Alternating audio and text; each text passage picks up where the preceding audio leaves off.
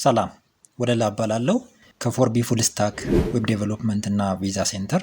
በዚህ ቻናል ስለ አሜሪካን ነን ኢሚግራንት ቪዛ መረጃዎችን እና ስለ ፉል ስታክ ዌብ ዴቨሎፕመንት መረጃዎች የምንለዋወጥበት ነው። ስለዚህ በእነዚህ ሁለቱ ርዕሶች ላይ መረጃ ማግኘት የምትፈልጉ ከሆነ ቻናሉን ሰብስክራይብ በማድረግ ቪዲዮዎቹንም ላይክ በማድረግ ቤተሰብ ሁኑ። ዛሬ እንግዲህ ሽልማት በመሸለም ነው ቪዲዮውን የምጀምረው። እዚህ ስክሪኑ ላይ የምታዩት ቻናል ሳምንታዊ አሸናፊ ነው ማለት ነው። ዩቲዩብ ስቱዲዮ በሳምንት ውስጥ ሃይሊ ኢንጌጅ ያደረገ አንድ ኦዲየንስ ፒክ ያደርግና ለኛ ያቀርባል። ስለዚህ የዚህ ቻናል ባለቤት የዚህ ሳምንት አሸናፊ ሆነሃል ማለት ነው። ሽልማቱ ምንድነው? የ100 ብር ካርድ ተሸላሚ ነህ ማለት ነው። ስልኬ ቪዲዮ ላይ ስላለ ደውልልኝ። ከዚህ ቻናል ባለቤት ውጪ ሌላ ሰው ግን እንዳይደውል ፊልተር ማድረግበት የራሴ ክራይቴሪያ ስላለኝ ማለት ነው። ዩቲዩብ ስቱዲዮ በምን አይነት ቅድመ ሁኔታ ነው የመረጠው?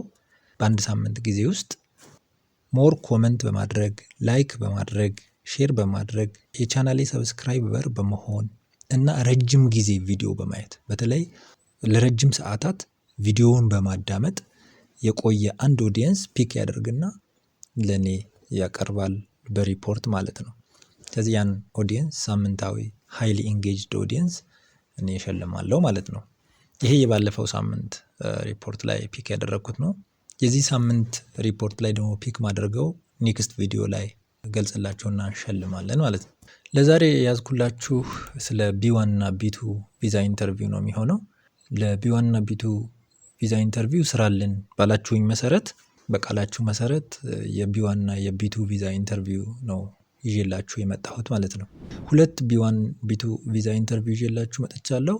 ሁለቱም የግራጁዌሽን ቪዛ ኢንተርቪው ናቸው። አንደኛው አፕሩቫል ነው፣ ሁለተኛው ሪጀክሽን ነው ማለት ነው።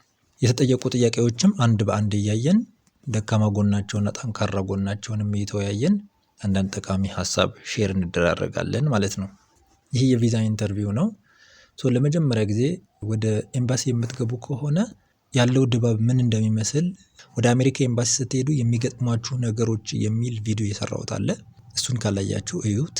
እስከ ኢንተርቪው ዊንዶ ድረስ ያለው ሂደት በዛኛው ቪዲዮ ከቨር አድርጌዋለሁ። ይሄ ቪዲዮ ኢንተርቪው ዊንዶ ላይ ከደረሳችሁ በኋላ ያለው የኢንተርቪው ሂደት ብቻ ነው ከቨር የሚያደርገው ማለት ነው። ስለዚህ ወደ ኢንተርቪው እንግባ።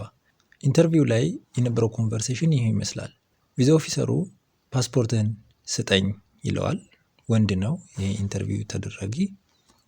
ፓስፖርቱን ይሰጣል።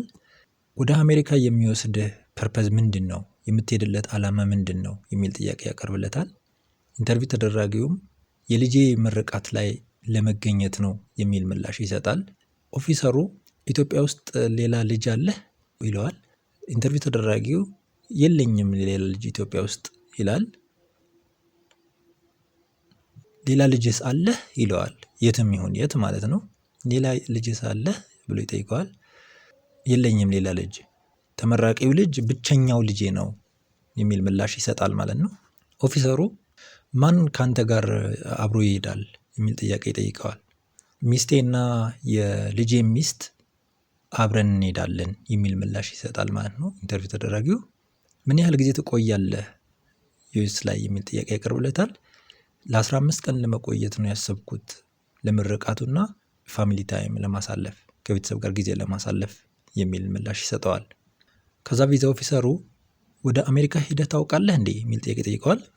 ሄዶ አያውቅም ነበር፣ ትራቭል ሂስትሪ ስላልነበረው አልሄድኩም የሚል ምላሽ ይሰጠዋል። ከዛ በኋላ የቪዛ ኦፊሰሩ ዲሲሽን የነበረው አፕሩቫል ነው ማለት ነው። አፕሩቭ ሲያደርጉላችሁ ነጭ ወረቀት ነው የሚሰጧችሁ። ነጭ ወረቀቱን ተቀበለ ማለት ነው። ይሄ ኢንተርቪው አፕሩቫልን የሚያሳይ ኢንተርቪው ነው። ነገር ግን አንዳንድ ፖይንቶች ብናነሳ፣ ለምሳሌ ምንድን ነው አሁን ከዚህ የምንረዳው? ኦፊሰሩ እያጠየቀ ካለው ጥያቄ በተለይ ምን ቼክ እያደረጋቸው ነው? የማይቀር ነገር አንደኛ ፐርፐዝ ኦፍ ትራቭላችሁ ቼክ ያደርጋችኋል። ሁለተኛ ከሀገር ቤታችሁ ጋር ያላችሁን ቁርኝትም ቼክ ያደርጋል። እያንዳንዱ እንዴት ቼክ እንዳደረገ እናየዋለን እዚህ ቪዲዮ ላይ። ሶስተኛ ፋይናንሳችሁንም ቼክ ያደርጋሉ። ግን እዚህ ቪዲዮ ላይ በተለይ ኦፊሰሩ ቼክ ያደረገው ፐርፐዝ ኦፍ ትራቭሉ እና ከሀገር ቤት ጋር ያለው ቁርኝት ቼክ አድርጓል። እነሱን ወሳኝ ፖይንቶች ስለሆኑ ከኢንተርቪው ለይተን እናያቸው። መጀመሪያው ፐርፐዝ ኦፍ ትራቭሉን ነው። እዚህ ጋር በቀጥታ ጠይቆታል። ወደ አሜሪካ የምትሄድበት ዓላማ ምንድን ነው የሚለውን ነገር ጠይቆታል። ይሄ ፐርፐዙ ነው። ለልጄ ምርቃት የሚል ምላሽ ሰጥቷል። አገይን ደግሞ እዚህ ጋርም ስታዩት ብቸኛ ልጄ ነው የሚል ምላሽ ሰጥቷል። ለብቸኛ ልጁ ምርቃት እየሄደ መሆኑ ትራቨል ፐርፐዙ ምን ያደርገዋል? ስትሮንግ ያደርገዋል። ትራቨል ፐርፐዙ ስትሮንግ እንዲሆን ይረዳዋል ማለት ነው። ሌላው ደግሞ ከአንተ ጋር ማን አብሮ ይሄዳል ሲል ሚስቴና የልጄ ሚስት አብረን እንሄዳለን የሚል ምላሽ መስጠቱ ስትሮንግ ታይ እንዳለው ያሳያል። ዳት ሚንስ ምን ማለት ነው? ለምሳሌ ታሪካቸውን ስለማቅ ነው ይሄን ምላችሁ። ምክንያቱም የኔን የአጭር ቀጠሮ አገልግሎት ተጠቅመው ነበረ። ወደፊት መጥተው ነበር። በኖርማል ወረፋቸው ለግራጁዌሽን አይደርሱም ነበር። ስለዚህ የኔን የአጭር ጊዜ ቀጠሮ አገልግሎት ተጠቅመው ወደፊት መጥቶ ነው ኢንተርቪው የተደረገው። ሚስቱና የልጁ ሚስት ግን ወረፋው አልደረሳቸውም ነበረ። ባል ብቻ ነበር የገባው። ለብቻው ስለገባ ሚስቴና የልጄ ሚስት አብረን እንሄዳለን ሲል ኦልሬዲ እነሱ ገና ሀገር ቤት ውስጥ እንዳሉ ቪዛ አፕሩቫልም እንዳላገኙ ስለሚያውቁ የባል አፕሩቫል ሬት ሰክሰስ ሬቱን ከፍ አድርጎታል። እነሱን እንደ ሆም ታይ አድርገዋቸው ማለት ነው። ከሀገር ቤት ጋር እንዳለው ቁርኝት ቆጥረዋቸው ኦልሬዲ አፕሩቫል ያገኙ ስላልሆኑ ሀገር ቤት ውስጥ ያሉ ስለሆኑ ስትሮንግ የሆነ ታይ ቱ ሆም ካንትሪ እንዳለው ከሀገር ቤት ጋር ያለው ቁርኝት ከፍተኛ እንደሆነ አድርገው ቆጥረውለታል ማለት ነው። እንደውም ወደ ዩኤስ ሄዳለሁ ሲባል ኖ ነው ያለው። ሄዶ ቢሆን ነበር የሚሻለው፣ ግን የነበረው የኢንተርቪው ሂደት ይሄ ይመስል ነበር። በእርግጥ የኢንተርቪው ሂደት ብቻ አይተን ዲሳይድ የተደረገውን ነገር ላይ ሀሳብ መስጠት በራሱ ከባድ ነው። ምክንያቱም ኦፊሰሩ እያየ ያለው ኢንተርቪውን ብቻ ሳይሆን ፊዚካሊ ሲታዩ ራሱ የነበራቸው ነገር ምን ያህል ጄኒውን ነበሩ የሚለው ነገር፣ ኢንተርቪው ያቀረቡበት መንገድ ራሱ እኛ ኢንተርቪውን እያየን ነው እንጂ ስሜታቸውን እያየን አይደለም። ኦፊሰሩ ስሜታቸውንም ሁሉ እያየ ነው የሚገመግመውና እነዛን ሁሉ ማተር እንደሚያደርጉ እንድታውቁም ነው። ወደ ሁለተኛው ወደ ሪጀክሽን ኢንተርቪው እንሂድ። ወደ ሁለተኛው ኢንተርቪው ስንሄድ ሁለተኛው ኢንተርቪው ይሄ ይመስላል። እንያቸው አንድ ባንድ። በመጀመሪያ ፓስፖርት ሰጠኝ ይላል። ፓስፖርታችሁን ሰጣላችሁ። ሴት ናት እዚች ጋር ኢንተርቪው እየተደረገች ያለችው። ፓስፖርቷን ሰጠች። ከዛ ምንድን ነው አላማሽ? ወደ ዩኤስ የሚወስድሽ አላማ ምንድን ነው የሚል ነገር ተጠየቀች። የወንድሜ ምርቃት ላይ ለመታደም ነው መሄደው የሚል ምላሽ ሰጠች። ስራሽ ምንድን ነው የሚል ጥያቄ ጠየቃት። ስራዋን ገለጸች። ወርሃዊ ገቢሽ ምን ያህል ነው የሚል ጥያቄ ጠየቃት። ወርሃዊ ገቢዋን ጠቀሰች እና ማረጋገጫ ማየት ትፈልጋለህ ብላ ጠየቀችው እሷ ለኦፊሰሩ። አይ አምንሻለሁ አላት። ከዛ አግብተሻል ብሎ ጠየቃት እሱ። አዎ አግብቻለሁ፣ 2 ልጆችም አሉኝ፣ ማረጋገጫ ትፈልጋለህ ብላ ጠየቀችው ድጋሚ። አይ አምንሻለሁ አላት አሁንም። ከዛ በመቀጠል በአሁኑ ሰዓት ለዚህ ቪዛ ብቁ አይደለሽም፣ ይህን ሰማያዊ ወረቀት ላይ ያለው ጽሁፍ ለመረጃ አንብቢው የሚል ሰጥቷታል ማለት ነው። ሪጀክሽን ነው ይሄ። እዚህ ኢንተርቪው ላይ ያው ግልጽ ሆነው የሚታዩ ሬድ ፍላጎች አሉ። በዋናነት እናንተ በፍጹም ቪዛ ኢንተርቪው ከገባችሁ በኋላ ቢዋን ቢቱ ቪዛ ኢንተርቪው ስታደርጉ ማንሳት የሌለባችሁ ነገሮች አሉ። እሷ ያነሳቻቸው ለምሳሌ ኦፊሰሩ በራሱ ዶክመንቴሽን አለህ የሚል ጥያቄ ካልጠየቃችሁ በስተቀር ኤቪደንስ ማየት ትፈልጋለህ ማለት የለባችሁ፣ በፍጹም የለባችሁ። ኖ አይ ቢሊቭ ዩ እያላት አገይን ገና ደገመችው። ስለ ልጇ ስለ መውለዷ ራሱ ደገመችው። ያውም ወሳኝ ቦታዋ ነው የደገመችው። እነሱን እናወራለን፣ ትክክል አይደለም። እዚህም ቪዛ ኢንተርቪው ላይ ኦፊሰሩ ምን ቼክ አድርጓታል?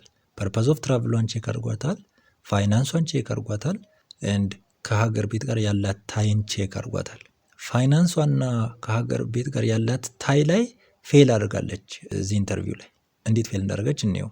ፐርፐዟ ተጠየቀች። የወንድሜ ምርቃት ሴሬሞኒ ነው ብላ ገልጻለች። ያው እንግዲህ ስትሮንግ የሆነ ያህል ስትሮንግ ነው ለኦፊሰሩ፣ ፊል ያደርገው ያህል ፊል ያደርጋል።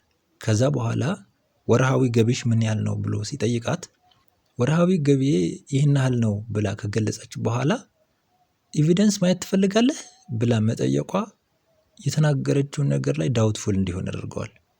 እዚህ ጋር የገለጸችልኝ የገቢ መጠን ሆፕፉሊ ፌክ የሆነ ዶክመንትም ስላሟላች ያወራችኝ ይሆናል እንጂ ትክክለኛ ላይሆን ይችላል።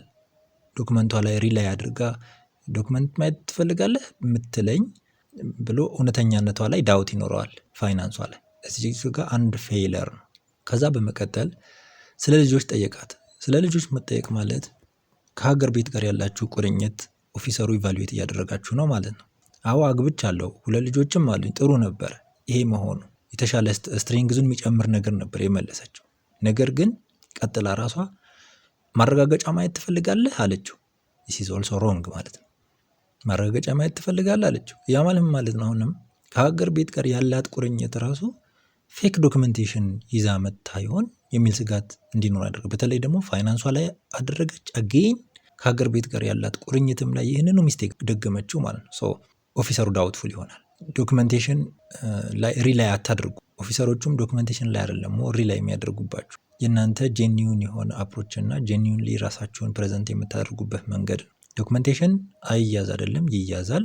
ከጠየቋችሁ ብቻ የሚጠይቋችሁን ዶክመንቴሽን ትሰጧችኋላችሁ፣ ያዩታል እንጂ እናንተ ዶክመንቴሽን አለኝ ዶክመንቴሽን ማየት ትፈልጋለህ ብላችሁ ኦፊሰርን አትጠይቁም። ወይም ደግሞ ኤው ብላችሁ ዝም ብላችሁ አትሰጡም ሊየው ሳይላችሁ። ምክንያቱም ዳውትፉል ስለሚሆኑ ዶክመንቴሽን ላይ ፎከስ ማድረግ ቪዛችሁ ሪጀክት እንዲደረግ ነው የሚያደርገው። ምክንያቱም እውነተኛነታችሁ ነው የሚፈልገው። ዶክመንቴሽኑ እውነት የሆነ ይሁን በምን ያውቀዋል እሱ። እንደዛ ነው። ሰው እዚህ ጋር አሁን ስታዩ ሬድ ፍላጎች አሉ በሁለቱ በፋይናንስ እና ከሀገር ቤት ጋር ባለው ቁርኝት ላይ ሮንግ የሆነ አፕሮች ነበረ ማለት ነው። ሰው ሪጀክት ከተደረጋችሁ ሰማያዊ ወረቀት ይሰጣችኋል። አፕሩቫል ካገኛችሁ ደግሞ ነጭ ወረቀት ይሰጧችኋል ማለት ነው። ይዤላችሁ የመጣሁት ቪዲዮ ይሄ ይመስላል። የሆነ ነገር ተምራችሁበታል ብዬ አስባለሁ። የማይቀር ነገር 3 ነገሮቻችሁ ላይ ኢቫሉዌት ትደረጋላችሁ። የመጀመሪያው ፐርፐዝ ኦፍ ትራቭላችሁ፣ ሁለተኛ ፋይናንሳችሁ እና ሶስተኛ ከሀገር ቤት ጋር ያላችሁን ቁርኝት ማለት ነው። እያንዳንዱ እንደዚህ ትራቭል ፐርፐዝ ላይ፣ ፋይናንስ ላይ፣ ከሀገር ቤት ጋር ያለ ቁርኝት ላይ እያንዳንዱ ላይ ለተማሪ በሰራኋቸው ቪዲዮዎች እያንዳንዳቸው ላይ አንዳንድ ቪዲዮ ስለሰራው የቢ1 ቢ2 ኢንተርቪው የምትፈልጉ ብትሆኑ እንኳን ለተማሪ የሰራኋቸውንም ብታዳምጧቸው ሂንት ታገኙባቸዋላችሁ። ሰፋ ያለ ቪዲዮ ስለሰራው ማለት ነው። ስለዚህ በዚህ መልኩ ታሪካችሁ በደንብ ኦርጋናይዝ አድርጋችሁ ግቡ። ኢሞሽናችሁ ኮንትሮል አድርጋችሁ ነው ማውራት ያለባችሁ። ዲስተርብ መሆን የለባችሁም። ዲስተርብ የምትሆኑ ከሆነ የሆነ ነገር እንደምትዋሹ ነው የሚያስቡት። እናንተ ባትዋሹም እንኳን ማለት ነው ካልም ሆናችሁ ነው ቀርባችሁ ታሪካችሁ ፕሬዘንት ማድረግ ያለባችሁ። በተቻላችሁ መጠን በሶስቱ ስትሮንግ ማድረግ አለባችሁ ታሪካችሁ። ፐርፐዛችሁ ስትሮንግ ማድረግ፣ ፋይናንሳችሁ ስትሮንግ ማድረግ፣ አንድ ከሀገር ቤት ጋር ያላችሁ ቁርኝት ስትሮንግ ማድረግ። ነን ኢሚግራንት ቪዛ ስለሆነ ማለት ነው የሚሰጧችሁ። ለዛሬ ይዤላችሁ የመጣሁት ቪዲዮ ይሄ ይመስላል። ቀጣይ ሳምንት በሌላ ቪዲዮ እመጣለሁ። በዛ ቪዲዮ የዚህ ሳምንት ዊነርም እንደዚሁ እንሸልማለን። እስከዛው መልካም ጊዜ